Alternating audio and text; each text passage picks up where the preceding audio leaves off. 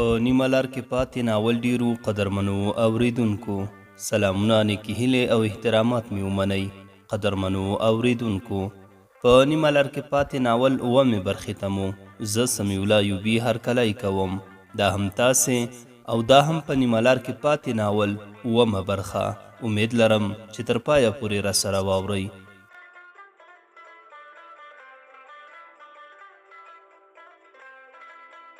اوس نو د بریالي صمدي په غږ ګرمې موسیقۍ په موټر کې ټول په نڅا راوستل. له یوې خوا واده ته تګ او بل طرف ته د ملګرو بنډار ټول په خوشحالۍ راوستي وو چې دې سندرې بیا په رشید سم پیریان راوستل او هاهو یې جوړ کړی وو. عشق لیونی کړمه ښکلی مې جانان دی، عشق لیونی کړمه ښکلی مې جانان دی، ګرځم لیونو سره څیرې مې ګریوان دی. زه یې بلې نړۍ ته بوتلم، لینا یې را یاده کړه او د هغې په سوچونو کې ډوب لاړم. د جلال آباد ښار په رنګارنګ رڼاګانو پوښل شوی و، ټول بازار خلاص و، موټر مو د ډنډ غاړې ته ننویستو. د واده وله ملګري کور ته مو سودا واخیسته. واده مو ښه په خوشحالۍ سره تیر کړ. د ټنګ ټکور پروګرام هم پکې نیول شوی و. د محلي سندرغاړو ډله یې راوستې وه. ځان سره مې وویل کوم وخت به وي چې زما او د لینا واده ته هم له بېلابېلو ځایونو ملګري او انډیوالان راشي. واده مو تیر کړ او بیرته مخ په کونړ شو. ورځې او شپې تېرېدې. د مینې نړۍ نور بیخي له دې نړۍ نه بې برخې کړی وم. د ټول کور لوی او واړه راباندې خبر شول. هر یوه به راته نصیحتونه کول او ویل به چې له دغې جنۍ قرار شه، ځکه د هغه د ملک لور ده او ته بیا یو عادي کس یې. هغوی په دې کلي کې لور نه ورکوي او نه به یې تا ته درکړي. ما ورته ویل ولې زه له چا نه کم یم؟ پلار مې هم په غوسه وویل زویه ته اوس ښځې ته اړتیا نه لرې چې زه تا ته ښځه وکړم. درسونه دې پای ته ورسوه او بیا به درته د ښځې غم کوو. پلار مې د کورنۍ د ټولو غړو سره مشوره کړې وه او بیا زه پېښور تګ ته چمتو کړم. که څه هم زما زړه نه کېده خو هغوی زورور شول، ځکه اوس له ما سره لینا پوره جوړه شوې وه.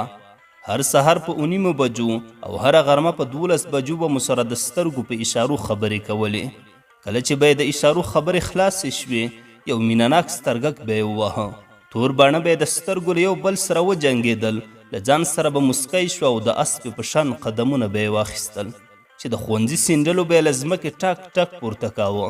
تر هغې به مې ورکتل چې له سترګو به مې پناه شوه او د هغې له تګ وروسته به مې بیا هغه صحنې په مخ کې تکرارېدې چې کومې به مخکې تېرې شوې وې. د پلار غوسه مې ورځ په ورځ زیاتېده. اخر یې مجبور کړم چې په زور مې ولیږي، ځکه خبر شوی و چې زوی مې راته په کلي کې نوم بد نه کړي او د پلانکي لور خو د غټې کورنۍ ده. هسې نه چې کورنۍ خبره شي او بیا به د دواړو کورنیو ترمنځ دښمني شروع شي. نو ښه دا وګڼله چې په سبا مې له کوره رخصت کړي، ځکه هره ورځ به ما د کور له کارونو ځان پټاوه او تل به مې سترګې هغو ځایونو ته نیولې وې چې په کومه لار به لینا تېرېدله او د هغې دیدن به مې کوو. ما یې دیدن نه شو قضا کولی او که مې قضا کوو نو بیا به ورځ راباندې ښه نه تېرېده. د شپې مې ورته بیا لیک ولیکه او داسې دردونکي الفاظ مې پکې انځور کړل چې د چپ لاس ځینې رګونه مې په ستنه ووهل او په لیکل شوي لیک مې یو څاڅکی وینه وڅڅوله چې د هر زخمي شوي ځای څړیکو به هغه را یادوله. او دا مې آرزو هم وه چې کله مې د لاس زخمونو ته پام کیږي نو هغه به مې نیغه مخې ته ودرېږي. لیک مې داسې ولیکه زما زړه او زما د زړه په نړۍ کې لوبېدونکې مینې، تا ته مې دومره سلامونه چې سلام سلام او سلامونه درته لیکم. ختمیږي نه او ته په وعلیکم سلام سلام باندې شونډې پرانیزې او بیرته د شونډې له یوې بلې سره لګیږي او دغه خوند زه دلته احساسوم او د خوشحالۍ نه ټوپونه وهم. ته پوهېږې کله دې چې لیک تر ما راورسېده نو ما داسې احساس وکړ چې زه په خوب کې تا وینم او ته راته هغه څه وایې چې تا په لیک کې لیکلي وو. زه ډېر زیات خوشحاله شوم چې بعد له 4 کلونو وروسته د لومړنۍ لیک تر ما راورسېدو او آخر هم قانع شوې چې د زړه درد څه ته وایي، مینه څه ته وایي او په یو چا مینېدل څنګه وي. ښه نو چې ته پوهه شوې یې لکه ټوله دنیا چې پوهېدلې وي، خو زه له تا مینه غواړم، زه له تا د ژوند ملګري جوړول غواړم او زه تا په خپل څنګ کې د ټول عمر لپاره لیدل غواړم. دا چې زه سهار ته په خیر پېښور ته ځم نو دا لیک مې ستا د لیک په ځواب کې ولیکه چې بیا به کله زه ستا ښکارګرې سترګې ګورم او کله به ستا په څنګل سر ږدم. هغه ارمان به مې ته راپوره کوې چې ویل دې هغه ارمان به دې در پوره کړم چې ته یې رانه غوښتنه کړې وه. او ته به مې په څنګل سر ږدې، خو کله چې د په دې لیک کې ستا د نوم په تورو مې قلم ور برابر شي نو نیغه مې مخې ته ودرېږې او راته وایې چې اوهو جان صبر چې لا وخت یې نه دی. دا جمله بیا مه لیکه، ښه یا لیکل شوې او یا نه لیکل شوې، خو چې هغه خبره دې له یاده ونوځي. اوس دومره درته لیکم چې زه سبا ته هغه ځای ته ځم چې ته یې هم غوښتونکې وې، خو هغه سندره چې د لیک په پای کې لیکلې وه چې په ما مینېدې ځه اوس ګرځه لیونی، چې په ما مینېدې ځه اوس ګرځه لیونی، چې په ځان نه پوهېدې ځه اوس ګرځه لیونی. دغې سندرې زه یو څه اندېښمن کړی یم چې بې وفایي را سره ونه کړې، د تل لپاره مې پرې نږدې او د هغه لیک په لیکل شویو جملو مې ونه غولوې. لکه قیس خان چې وایي آخر ولې بې وفا شوې، آخر ولې بې وفا شوې، دا په څه رانه جدا شوې. ما خو ټول ژوند ستا په نوم کړ، ما خو ټول ژوند ستا په نوم کړ او ته لاړې د بل چا شوې. په مینه ستا د لاسته راوړلو په هیله ستا الیاس.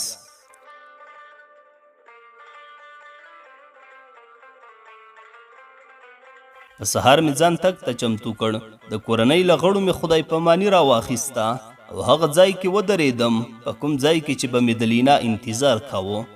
دا ځل د لیک په ورکولو کې ډېر توفیر و. مخکې چې به مې لیک ورکوو نو یا به مې د چا په لاس ورته ورکوو او یا به مې د هغې مخې ته ورخطا کړ. خو دا ځل مې لیک د هغې په پاسته ورغوي کې ورکېښود چې د لاس سره یې زما د لاس ټکرېدل لکه په پستو مالوچو کې چې لاس کېږدم. د ظالم لور سمه پاغونده وه چې د ځان طرف ته یې کش کړم. ښکته او پورته مې ورته وکتل لکه د هندي سینما وتلې لوبغاړې کترینه کپور چې تر څنګ مې ولاړه وي. خو دا کترینه کپور نه وه، دا لینا کپور وه، چا چې زما په زړه کې ځاله جوړه کړې وه او زما د سترګو خوبونه یې حرام کړي وو. ښه شېبه یې راله سترګو ته وکتل لکه خپل ځان چې پکې ګوري. ډېره نا اشنا صحنه وه. یو بل ته مو کتل، د یو بل په لیدلو نه مړېدلو. د هغې او زما په سترګو کې اوښکو منډې رامنډې وهلې. بیا هم کوڅه وه، زړه مو نه صبرېده، له سترګو یې اوښکې پر مخ لیکې جوړې کړې. ما وویل چې څوک را نه شي، خو الله پر موږ رحم وکړ او په کوڅه کې هیڅوک نه معلومېدل. ډېره د مینې دردونکې شیبه وه چې مین د مینې له درده خبر وو، خو معشوقه آخر هم د مینې درد وژړوله. ومې غوښتل چې اوښکې یې وچې کړم، خو زما لاس یې پر خپلو سترګو پرې نه ښود او خپل پاسته لاسونه یې چې زما په سترګو کې اوښکې هم ځلېدلې زما په سترګو کې ښودل. اوښکې راوچې کړې، د ښوونځي له بکسه یې لاسي دسمال راوویست، خپلې اوښکې یې پرې پاکې کړې. دسمال یې ماته راکړ او راته ویې ویل چې د مخ خولې به په لاره کې پرې وچوي. نور دې الله مل شه، ښه سفر ولرې. دا روانه شوه او زه تر هغې په خپل ځای ولاړ وم چې دا مې له سترګو پناه شوه. موټر ته وختم، مخ په جلال آباد موټر حرکت وکړ. له موټره مې لاس خپلې سیمې ته جګ کړ، خدای پاماني مې ورسره وکړه. د هغې لاسي دسمال مې سترګو ته ونیوه او تر هغې مې سترګو ته نیولی و چې په مخابراتو چوک کې موټر ودرېد او موټروان راته وویل ځوانه ویښ شه، جلال آباد ته راورسېدلو. له موټره ښکته شوم، په چوک کې تلاشۍ کې د تورخم لاین مرسیډیز موټر ته پورته شوم. بیا مې هم سترګو ته دسمال نیولی و. کله چې مې له سترګو دسمال لرې کړ نو موټر د غازي امان الله خان ښارګوټی له سترګو پناه کوو او د موټر په ټایپ کې دا ټپیزې غږېدلې: زما د دواړو سترګو توره، زما د دواړو سترګو توره، خلاص به دې نشم له پیغوره، په عاشقانو باندې تل وي تهمتونه. اوربل یې بیا په مخ راخور کړ، اوربل یې بیا په مخ راخور کړ، زما یې زړه له دنیا تور کړ. ښکلي په ناز کاته کوي رنځور یې کړمه.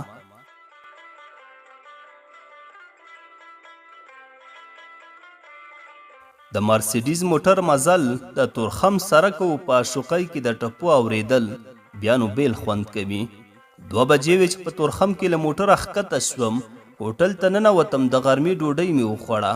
د ماسپښین لمانځه وروسته د پېښور په موټر کې کېناستم او موټر مخ په پېښور حرکت وکړ. په پېښور کې مې 6 میاشتې د انګلیسي ژبې او کمپیوټر کورسونه وویل. هر سهار 7 بجې به کورسونو ته تلم او د ورځې 12 بجې به بیرته د خپل ملګري اتاق ته راتلم. ملګری مې د کمپیوټري پروګرامونو انجینر و. هغه به هم مرسته راسره کوله. کله چې مې په 6 میاشتو کې د کمپیوټر یو څو پروګرامونه له اپس نه نیولې ان تر فوټوشاپ، کولډرا او هارډویر پورې پای ته ورسول، نو ایلا د انټرنیټ له نړۍ سره هم بلد شوم. خو لینا به مې له یاده نه وتله. هر وخت به د هغې د لاس دسمال او زما په لاس کې شوی زخم را یادوله. ما خپل لاس په خپله زخمی کړی و. د لاس له درده هم ډیر کړېدم. ډاکټر ته لاړم او د لاس د درد لپاره مې دوا واخیسته، خو د زړه له درد سره مې څه چاره نه شوه کولی، ځکه د زړه درد ډیر زیات دردولم. نور دردونه یوې خواته، خو د زړه درد بلې خواته. نور دردونه به دواګانو غلي کړل، خو د زړه درد به هیڅ شي نه قرارېده. انټرنیټ ته به کېناستم، په ګوګل ارت کې به مې د افغانستان نقشه راواړوله او د جل آباد کونړ ترمنځ په غځېدلي سړک به مې کلیک وکړ او بیا به د غشي په واسطه مخکې تلم. آخر به هم خپلې سیمې ته ورسېدم. هغه کوڅې ته به داخل شوم چې په کومه کوڅه به زما د زړه سر، زما ژوند، زما د هیلو ترجمانه او زما د مینې نړۍ ښوونځي ته تلله. په همغه کوڅه به ورسره زه د غشي په واسطه تر ښوونځي تلم. د هغوی د ښوونځي د تصویر لیدل به مې هره ورځ د انټرنیټ په مرسته کوو. په ذهن کې به مې بېلابېلې پوښتنې ګرځېدلې چې اوس خو به یې لیسه رسخت وي، اوس به په لیسه کې نه وي، اوس به چیرته وي، او همداسې نورې ډېرې خبرې چې ما به تل له ځان سره کولې. یوه ورځ به راباندې د کال هومره تېرېدله او بیا لا 6 میاشتې د کانکور امتحان ته پاتې وې. د یکشنبې په ورځ به مو کورسونه رسخت وو. دا یکشنبه مو نیت وکړ چې سرې دریاب ته د ماهي خوړلو لپاره لاړ شو. موږ 15 ملګري وو. ماهي پخوونکي ته مو د 4 کیلو ماهیانو فرمایش ورکړ. نور مو له ځانه ماشومان جوړ کړل. څوک به په اوښانو کېناستل، څوک کښتیو ته ورختل. ښه ورځ مو تېره کړه، خو د ماهیانو خوراک د ټولو په سرونو درد کړ.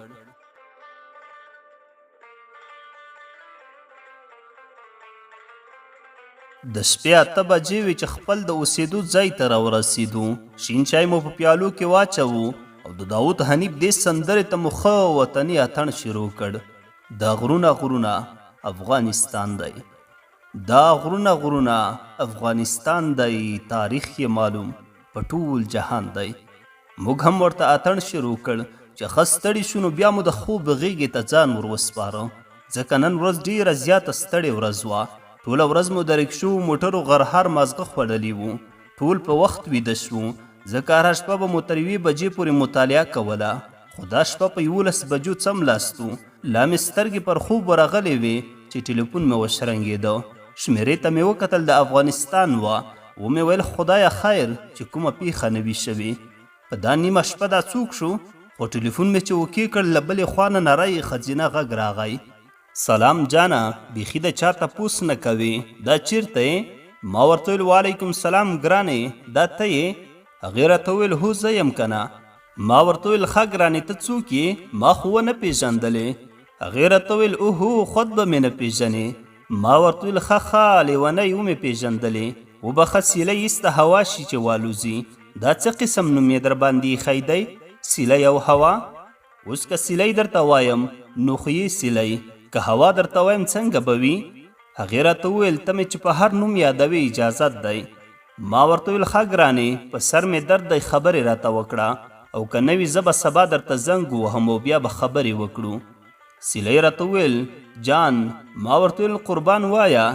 سیلی راته ویل داسې وکړه چې زمونږ کره جرګه راولېږه. ما ورته ویل ای لیونی شوي خو به نه یې؟ سیلی راته ویل نه لیونی نه یم، خو ما پسې ډېرې جرګې او مرکې راځي. یو مې پکې د ماما زوی هم دی چې وایي دا به ما ته کوئ. ما ورته ویل ښه تا یادوي؟ سیلی راته ویل خود ما یادوي. ما ورته ویل چې تا غواړي خو ویې کړه که نه، د ماما زوی دې څه کار کوي؟ سیلی راته ویل هغه د انجینرۍ پوهنځۍ د 4م کال محصل دی. ما ورته ویل اوهو انجینر صاحب دی، بیا خو دې مبارک شه. او که ما یادوي تر اوسه زه لا پوهنتون کې نه یم، په ما به څه وکړې؟ سیلی راته ویل ته خو به مې د ژوند ملګری شې. ما ورته ویل ځه مړې له ما نه تېره شه، او همغه انجینر صاحب صحیح دی، همغه وکړه، نوره کورنۍ مو څه وایي؟ سیلی راته ویل ای ساده ګله، هغوی وایي چې یو خو هلک انجینر دی او پلار مې وایي بل مې خوریې دی، پردی څوک نه دی، ټول رضا دي، خو یوه زه ناراضه یمه. ما ورته وویل چې ته ناراضه یې نو ویې دی که نه چې د مور او پلار خوښه وي نو بیا لور ته چا خوښه ورکړه؟ بس زما له خوا نه همدا اوس مبارکي در واخله. ساده ګلې چې ته په انجینر صاحب قبر کوې. سیلۍ راته ویل ګوره الیاسا ولې مې ژوند تباه کوي؟ ما ورته ویل ژوند دې نه تباه کوم ګرانې، زه خوشحالیږم چې د ژوند ملګری دی یو انجینر جوړیږي، او زه خو نه انجینر یم او نه څه کوم بل کسبګر، عادي ځوان یم. له نورو مې توپیر دا دی چې زه خبرې ډېرې کوم. سیلۍ راته ویل ښه که خبرې ډېرې کوې نو زما هم په ډېرو خبرو خوښیږي، او زه نه غواړم چې زه دې د بل د کور ناوې جوړه شم، زه به یوازې ستا ناوې جوړیږم. ما ورته ویل بد کوې چې زما ناوې جوړیږي. سیلۍ راته ویل بد ورته وایې او که ښه ورته وایې، زه پرته له تا ژوندی نشم پاتې کېدلی. ما ورته ویل ولې نو ځان وژنه کوې؟ سیلۍ راته ویل هو دا خبره مې واوره، که ستا نشوم د بل به هم نشم. ما ورته ویل ګرانې افسوس ستا پر حال، نورې دا خبرې پرېږده، یو خو مې ملګري هم ویده دي او بل نن ټول ستړي یو. سیلۍ راته ویل خیر که ستړی یې ویده شه، خو زما دا خبره واوره چې زموږ ټوله کورنۍ رضا ده او د ماما زوی ته مې ورکوي، که چېرته یې ورکړم نو خون به مې ستا په غاړه وي. ما ورته ویل ولې؟ سیلۍ راته ویل ځکه که ما یو ځل د زهرو ګوټ تر ستوني تیر کړ نو بیا به مې ارمان درشي. هغه یوه ټپه ده چې وایي ارمان به هله زما درشي، ارمان به هله زما درشي چې کټ مې واخلي تورو خاورو ته مې وړینه.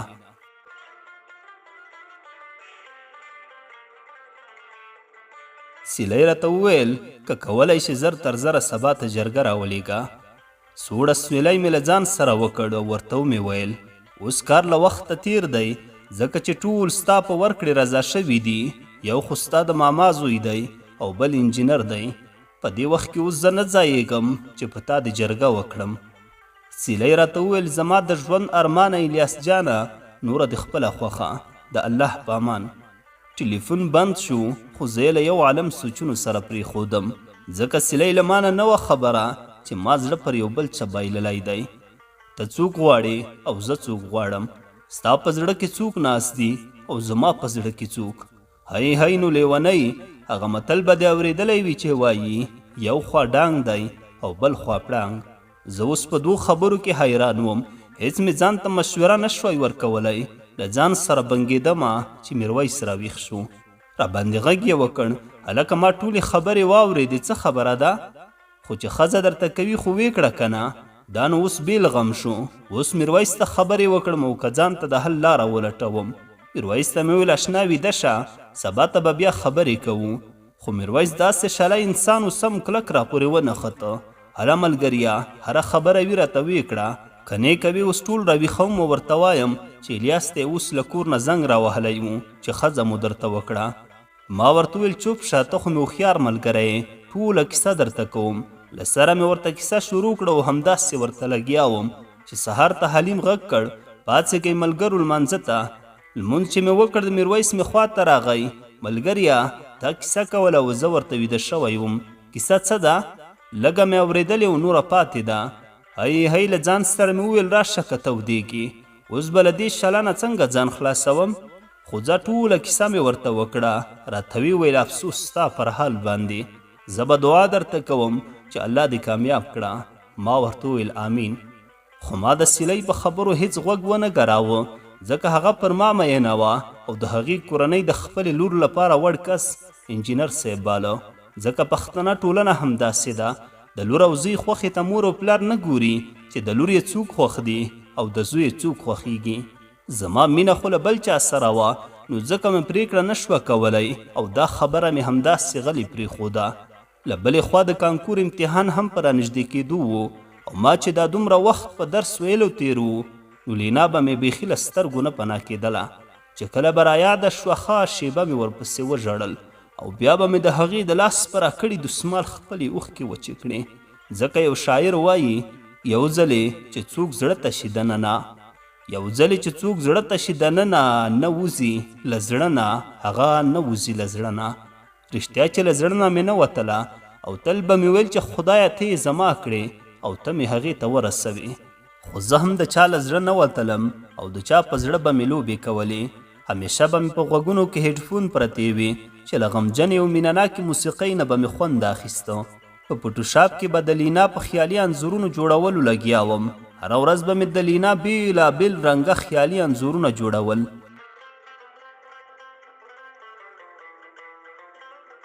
شپږ میاشتې مې په پوره کېدو وې. ځینې کمپیوټري پروګرامونه مې هم زده کړل. په وروستۍ شپه مې ملګرو ښه ګرم بنډار جوړ کړی و. ډېرې زیاتې ټوکې ټکالې مو سره وکړې. کله چې ټول ویده شول نو ما ته له ډېرې خوشحالۍ خوب نه راته. ویل مې چې کله به سحر کېږي تر څو په خیر خپل ګران وطن ته لاړ شم او هلته هغه څوک بیا وګورم چې په لیدلو یې زما زړه ټکورېده. سهار چې مې له ملګرو سره یو ځای چای وڅښه له ټولو مې خدای پاماني راواخیسته. ټول خفه معلومېدل. ورته مې ویل زه خو ژوندی سړی یم، څه مړ خو نه یم چې خفه کېږئ. او بل ټلیفون یا انټرنیټ خو شته، له یو بل سره به خبرې کوو. کله ناکله تاسې هم تپوس کوئ او زه به یې هم کوم. رکشې ته وختم. له خوشحالۍ مې زړه ټوپونه وهل. په حاجي کیمپ هډه کې له رکشې ښکته شوم او د تورخم لاین ټوډي موټر ته وختم. همدا مې ویل چې کله به تورخم ته په خیر رسېږم، ځکه دغه سړک هم کنډر دی. خو موټر چلونکی هم چالاک و. په 2 ساعتو کې تر تورخم راورسولو. په تورخم کې چې له موټره ښکته شوم او دې غاړې ته راواوښتم، زړه مې بېله هوا کوله. نری شمال مې د پیکي ویښتان وي او بلې خوا ته اړول. ما ویل چې له ځانه مرغۍ جوړه کړم او د خپل هیواد له خوږې هوا نه خوند واخلم. له ډېرې خوشحالۍ نه په ځان نه پوهېدم. په چابکو قدمونو د جلال آباد موټر ته وختم. په تلاشۍ چوک کې له موټره ښکته شوم. پښې مې بوډۍ وې. په پیاده رو کې راخوشی شوم. د بایسکلونو له کوڅې چې تیر شوم د زرګرانو پر دوکانونو مې سترګې ولګېدې. زر د یو زرګر دوکان ته ننوتم او یوه دانه د سرو زرو ګوتمه مې هغې چا ته واخیسته چا چې زما په زړه پاچاهي کوله. نیغ د کونړ هډې ته لاړم. ګورم چې شبیر ملګری مې تیار په هډه کې ولاړ دی. سترګې پر ما ولګېدې، راغاړې ووت. ستړي مش مو سره وکړه. هغې خپل موټر له هډې راوویست او مخ په کونړ روان شو. له شبیره مې د کلي د حال پوښتنې کولې چې ویل یې تر اوسه خو خیر و خیرت دی. د کانکور د ازموینې په اړه یې راته وویل چې 3 ورځې وروسته امتحان اخیستل کېږي. په همدې خبرې کوو چې له خیوې بازاره واوښتو. ما ورته ویل په سر مې درد دی، که چېرته د کومه دواخانه په نظر درغله نو ودرېږه. خبرې مې کولې چې نورګل ته راورسېدو. د سر درد ګولۍ مو راواخیستې، یو دانه مې وخوړه، یو څه مې ورسره حالات راښه شول. هماغه و چې موټر له چوکۍ ولسوالۍ تیر شو او د خپلې سیمې عطرین بوی مې حس کړ. کله چې له موټر ښکته شوم چاپېره رانه د خپل کور ماشومان تاو شوي وو. څوک وایي کاکا ستړی مه شې، څوک وایي ماما ستړی مه شې. کور ته راورسېدم. مور مې کلک په غېږ کې ونیولم. په دواړو مخ یې ښکل کړم. له سترګو نه مې بې اختیاره اوښکې راغلې. مور مې اوښکې راوچې کړې او راته ویې ویل خیر خدای ولې ژاړې؟ ما ورته ویل مورې زار او قربان ستا له مینې د جنتونو سرداره شي. الله دې زما په ژوند زما له سره مه کموه. اوښکې راوچې کړې. د ډوډۍ یې راته وویل. ما ورته ویل مورې ډوډۍ مې په لاره کې خوړلې ده، سر مې درد کوي. مور مې دم کړم او شین چای راته واچوو. د سر په ټینګولو یې راته شروع وکړه. کله چې لږ راښه شوم چای مې په سر واړوو. له کوره راووتلم او د کلي حال مې واخیست. هغه ځای ته لاړم چې زه به د لینا په انتظار ولاړ وم. ښه شېبه مې هلته تېره کړه. په خیال کې مې د هغې څېره انځور کړه، خو ومې نه لیدله.